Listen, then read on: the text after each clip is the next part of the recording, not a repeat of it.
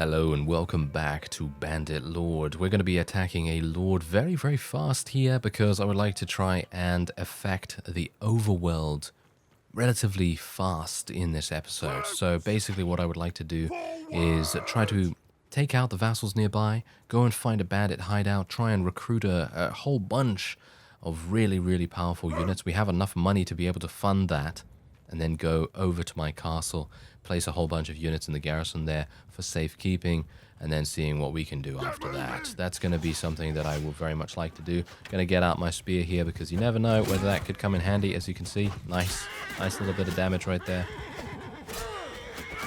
And maybe we can do some damage. Oh, you're dead. You're dead. Okay. So now what we're going to do is we're going to tell our people to go into loose formation. Loose formation is absolutely perfect for thrown weapon users because it kind of draws the opponent in while still allowing huge amounts of projectiles to hit the opponent. And you can see exactly what's happening here. Just look at that. Absolutely crazy amounts of axes and javelins and all kinds of crazy stuff being thrown at them, including the kitchen sink, I think. Maybe. Yeah, I've got to be a bit careful here. Don't really want to get hit, if at all possible. Oh, nice. The damage that we are capable of dealing right here is just so nice. And maybe, just maybe, so much damage being dealt, but not really a huge amount that I can really count on, if you know what I mean. So, for example, I'm using a two-handed sword here, right? And I would like to be able to deal damage to these crossbowmen and things. And these crossbowmen, they barely take any damage. They barely take any damage. Ow. Okay, come on, guys. No.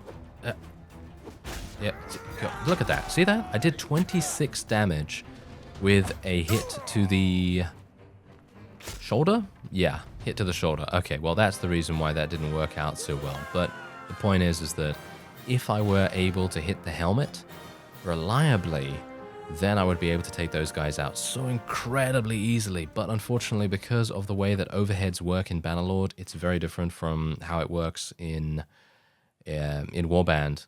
Because in Bannerlord, they've kind of got a bit of a follow-through animation that happens, and that makes a big difference to how effective your overhead attacks are actually going to turn out. So yeah, that is a bit of a problem. But anyway, as I was saying, I want to affect the overworld. So in other words, I want to raid villages, as we were doing in the previous episode. I want to get as many people in the garrison as I possibly can. We're just going to go over to Kasira real quick because I would like to get my steward skill leveled up. So I would like to get a bunch of food, and I would like to just generally sell all of the stuff that I have here. And it's going to literally result in a massive amount of cash as well. Just look at this, 25,000. So incredible, really is. And now let's just buy a whole bunch of this. There we go, and there we are. All right, so there you go. We gained 21,000 from that. Really quite amazing. And we're also going to go into the tavern here as well. Now, as you saw in the previous episode, we were able to gain a massive amount of cash from having a conversation, shall we say. Having a conversation with a person from the opposing faction, and that's the reason why I'm kind of keeping these prisoners with me right here, because what I could do is I could ransom all of them for 22,000, but personally I feel like that is just not worth it. 22,000 is nothing in comparison to how much did we get? 280, 230? I don't know, something like that. And in the grand scheme of things, 230,000 is so much more than 22,000, especially in this particular case. Anyway, I am going to take a look at my garrison here. Oh wow, there's literally nothing in here. Okay, that's pretty bad. Okay, so I have enabled the improved garrisons mod. And the improved garrisons mod is something that I'm using in Byron's series as well. And specifically, it's very, very good at recruiting new troops. You basically just recruit new troops, and you can also recruit prisoners over time, which I personally think is really cool. Now, what I'm going to do is I'm going to limit myself a little bit here to about 50 units. So it can recruit 50 units. It can actually recruit as many units as you want it to, but I kind of want to limit myself because on the one hand, we only have one castle to defend, and It is highly likely it will be attacked, but I would like to try and make it so that we can be a bit fair about things, because on the one hand, it's going to be very easy for us to garrison the place, but on the other hand, I don't really want to make it magically easy, you know? It's just going to be too imbalanced as a result of that. With Byron, on the other hand, getting all those garrisoned as fast as humanly possible is really the only way that I can do that, because if I was spending all my time garrisoning things... Oh. I was actually just... okay. Is she going to besiege this? She is? I'm surprised. Wait a minute. We've only got 12,000 walls? Why do we only have 12,000 walls? Is one of them destroyed, actually? Well, yeah, there's only 124. Wait a minute. Let's request a parley, actually. Let's see if I can speak with Regea. Can you tell me anything about the Battle of Pendrick? Ah, yes, okay, thank you. Okay, I have a proposal. Our realms should make peace.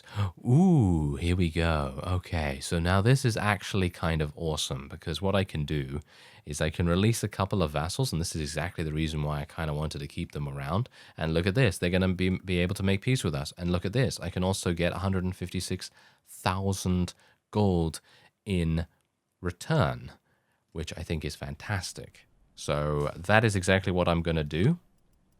I don't know who to release, to be honest. I don't know who's the most powerful vassal that I have in my army here, but I guess we're just going to do that.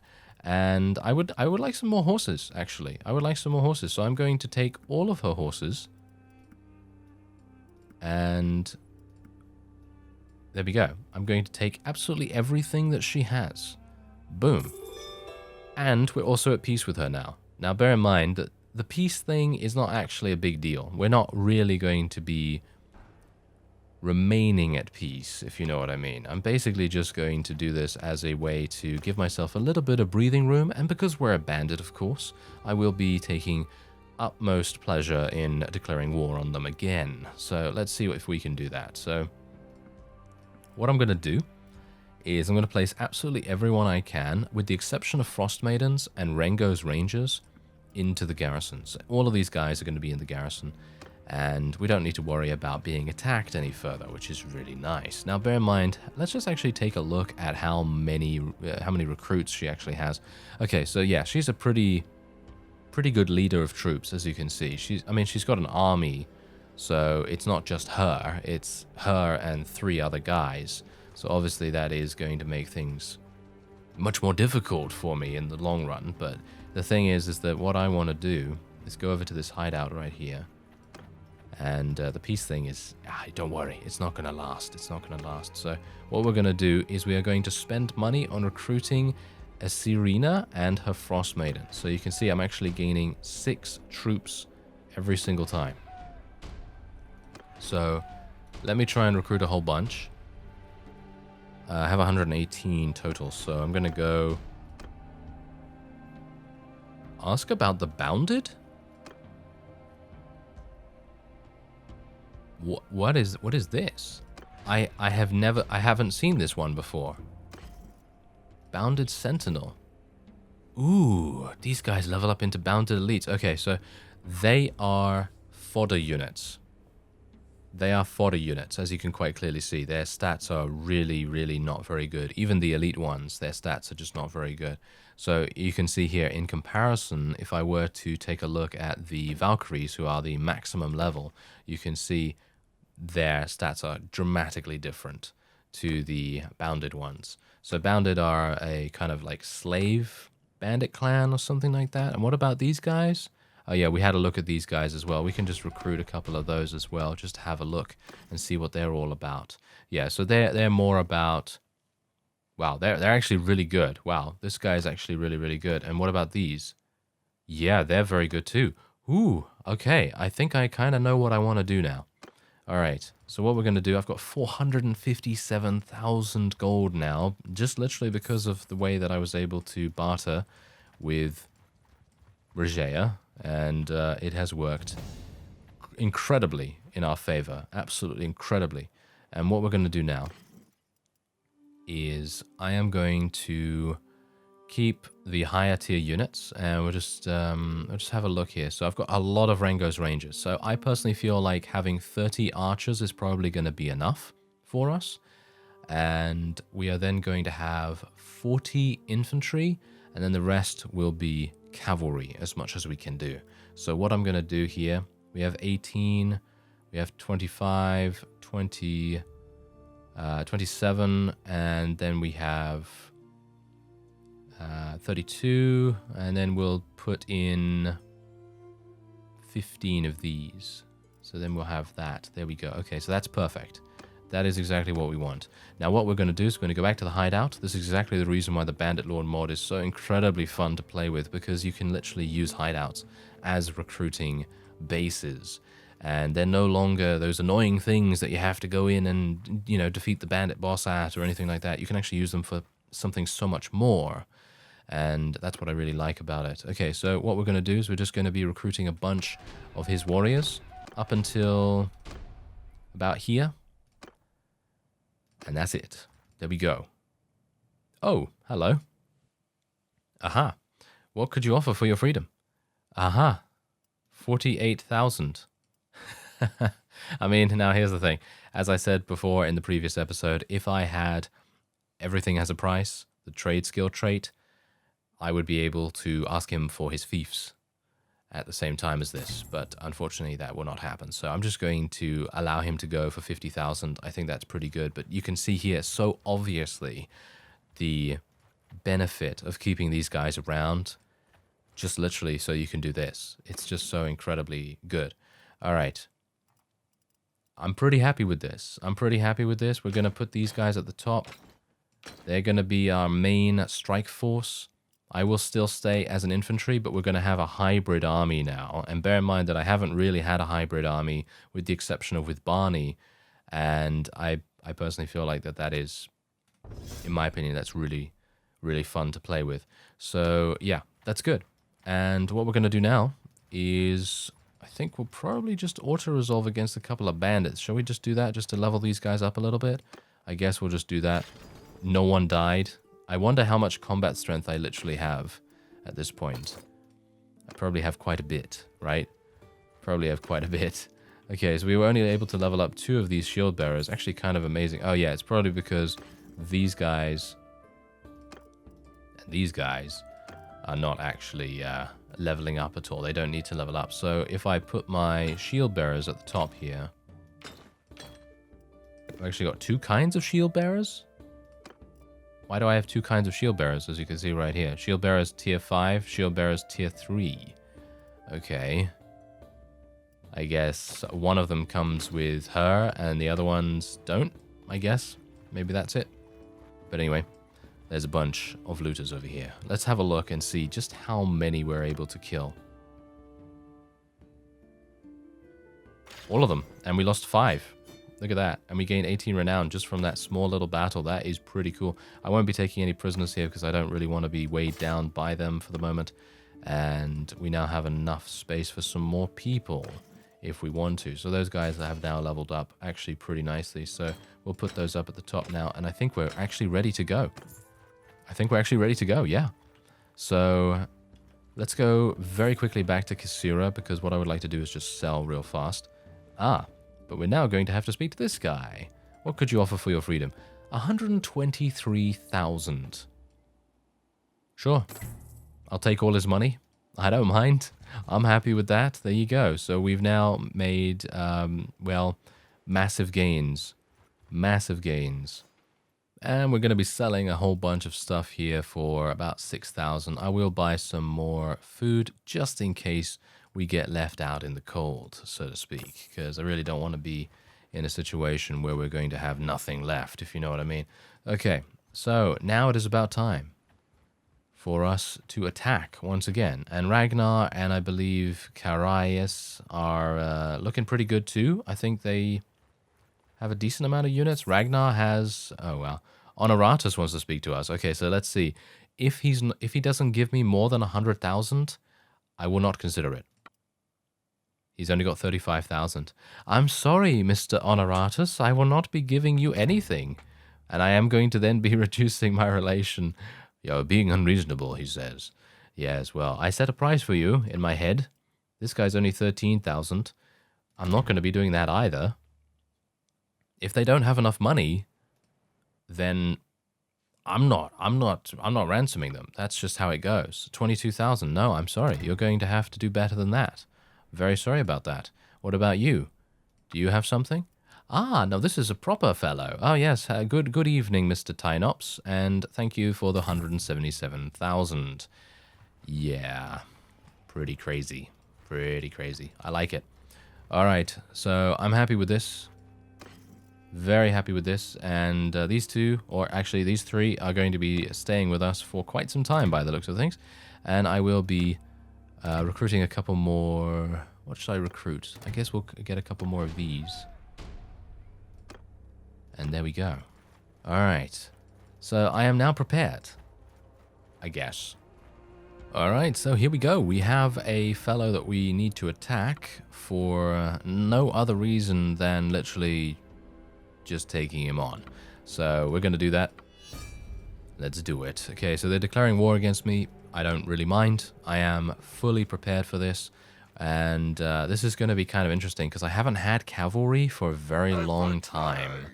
So it might very well be the case that I am pretty awful with them. So do excuse me if I'm not 100% good at using them at the moment. But what we're going to do is we're going to put them into a wedge formation. Oh, it's been a while since I've used the wedge formation.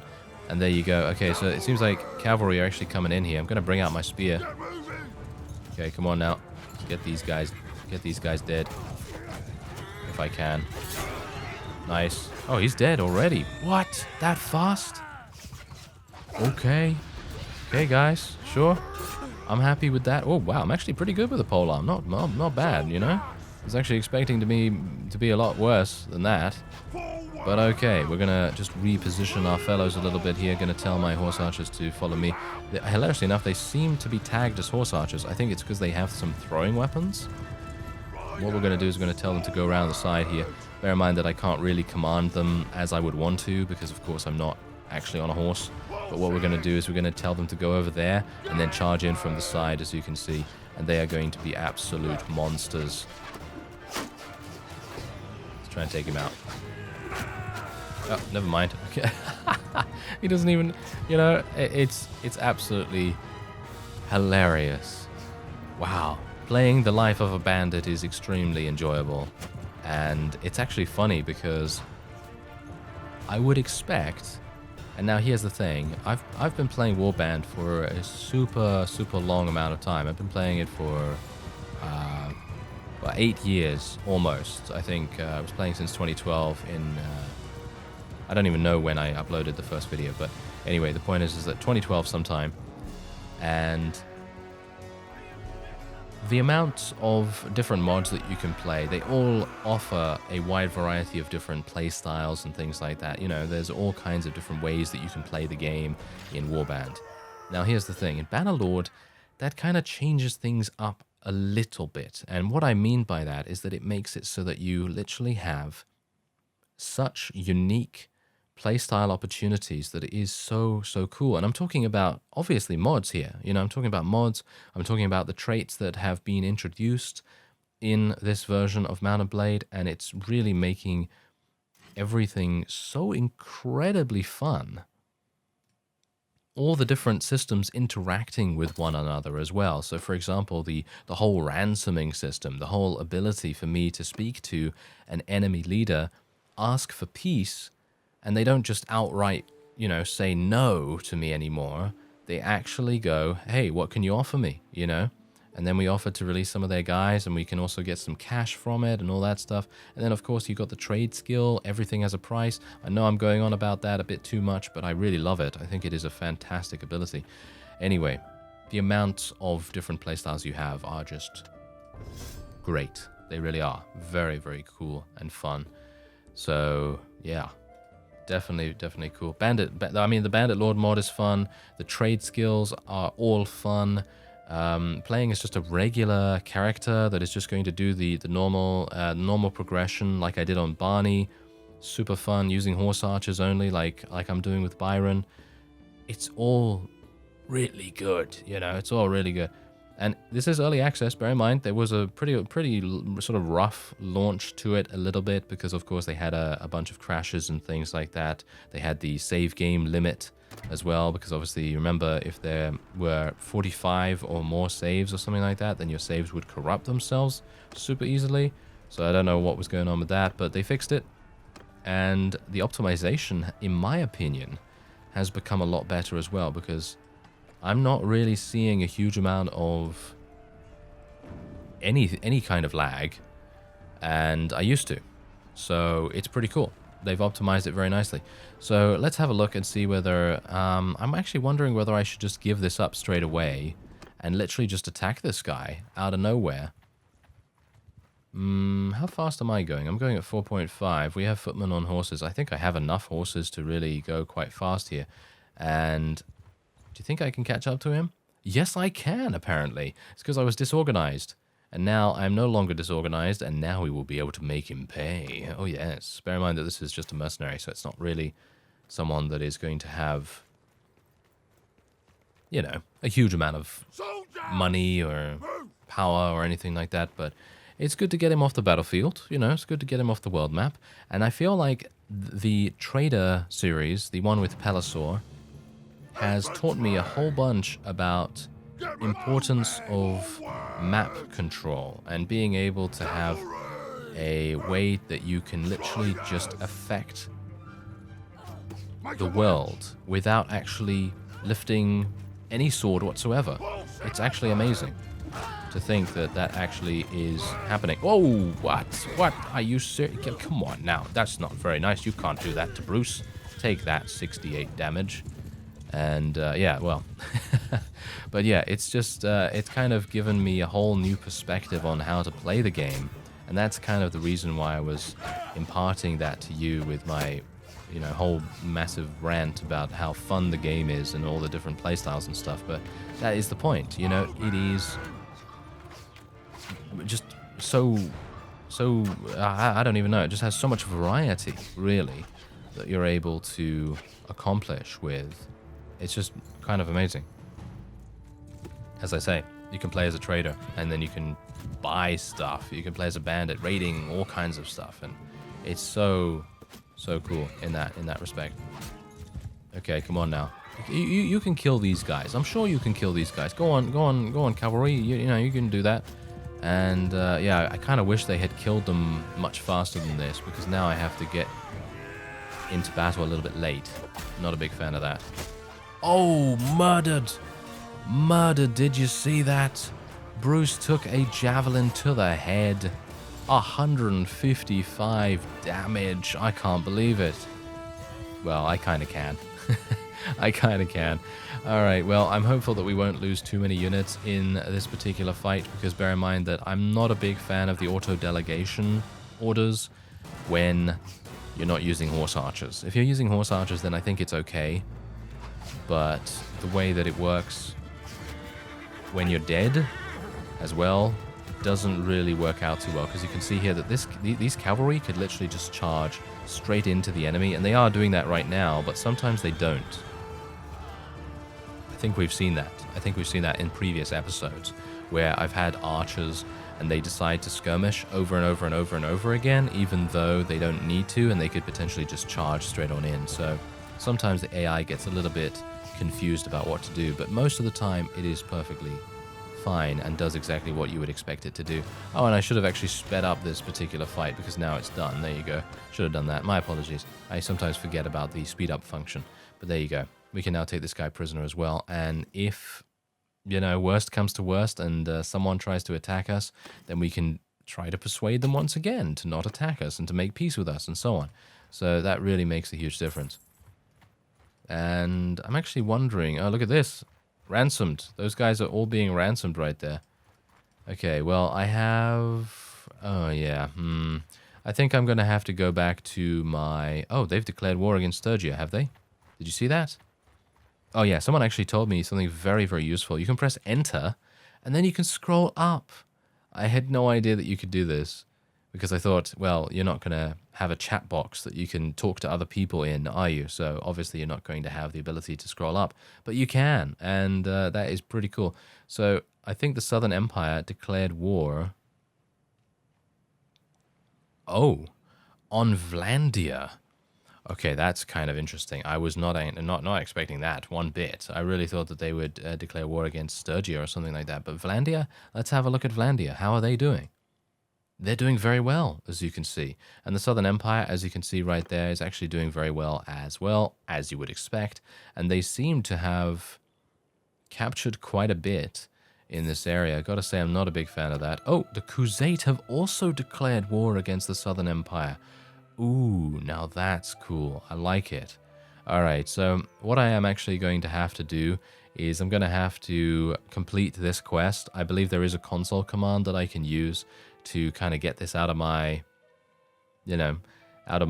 quest log, because let's face it, talking to nobles is not exactly a bandit's thing. And if I had started this series again, what I would do is I would use the just let me play mod, and if I do that, then it would skip the initial starting quest, and it would just give you the quest to complete the to level up your clan tier, and then it would give you the quest to fulfill a whole bunch of different requirements, and then you would be able to create your own faction.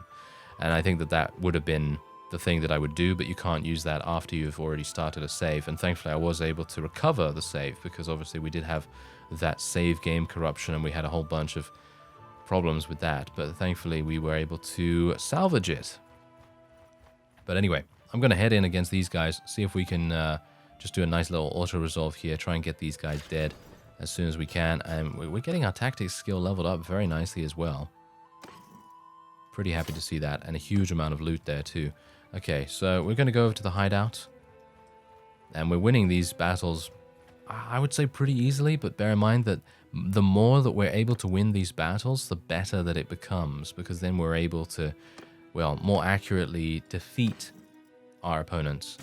And every single time we defeat them, we are theoretically investing in the future. So any single time that we have the opportunity to barter for a massive amount of cash, we will be able to do that with certainty, pretty much. Anyway, I'm going to get some more of these, and that's all I can basically take, which is absolutely fine. Now, what I could do is I could literally recruit from the hideout, and I could take all of these units and put them in my garrison, in my castle. If I wanted to literally have a place where I could go and just recruit a whole bunch of very strong units, well, relatively strong units, and, then just have them on tap, basically, then I could do that. But I don't really want to pay the wages, because as it stands right now, my wages are okay. I mean, they're 1900, but obviously we're still gaining some cash because I have caravans and I have some investments in workshops and things like that, so I don't really want to do anything else with that right now. So otherwise, let's get some onagers. Let's get some onagers built. Thank you. And if someone decides to appear, then we will attack them once again. This is an actual tactic that I used to use when I was in the later stages with Barney, as I shift in my chair. That might be the sound that you heard in the background. But anyway, this is the tactic that I used to use with Barney when I was attempting to bait out, and again, the Southern Empire vassals to fight me, because I could not find them for the life of me, because they owned basically 98% of the map, and it was extremely difficult to, find them, obviously. It's basically impossible to find them in that kind of scenario. So it was very important that we had some kind of system to bait them out. And baiting them out, what do? You besiege something. Oh yeah. And that has worked very, very nicely many times over, including this one. And bear in mind that I am disorganized at the moment. As you can see, it minuses 1.25 from my speed, which is not a big deal, because we will stop being disorganized relatively soon, and then I'll be able to catch up like Sonic the Hedgehog. Yes, very fast. All right. Okay, so bear in mind that I am not going to throw caution to the wind every single time we go into a battle here. Usually what I would do is if I had a significantly more powerful army, I'd just go charge, you know, just go charge straight on in and, well, murder them very, very easily, very, very quickly, and so on.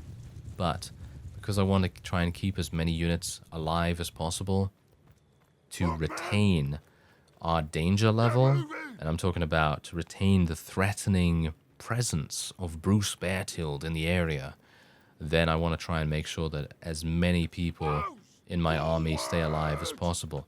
So that's what I'm going to try and do. So, let's see. Where are you serious? They are 200 meters away. Are you serious right now? Okay, well, apparently I can actually start moving my forces over here then, because I really did not believe that they were going to be so incredibly stubborn about things. Let's hope I don't get hit in the face again. That would not be very nice.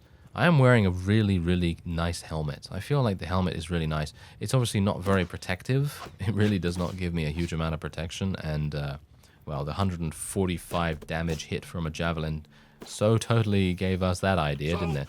So, yeah, anyway, let's move my forces here. My archers are most likely going to tear these guys apart. So I'm hopeful that we'll be able to do something about that. Let's get my cavalry over behind them a little bit, if I can. Tell them to go over there. Bear in mind, my cavalry doesn't actually have shields, as you can see.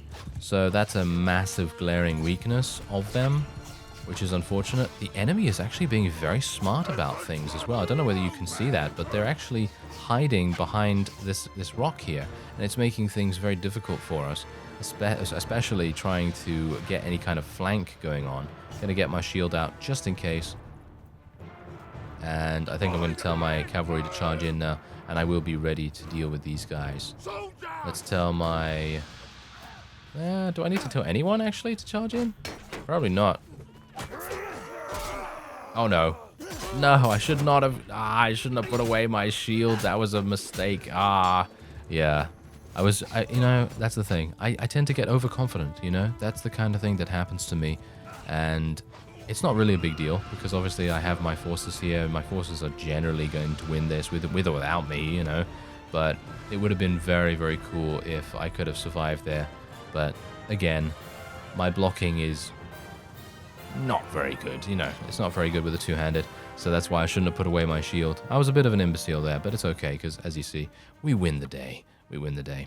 And yeah, I think that is actually going to be it for this episode. We're going to continue to do our raids around this area and continue to bait the enemy into these kinds of situations, because bear in mind that being able to take all these guys prisoner is just making us more powerful. I thank you very much for watching, and I will see you next time.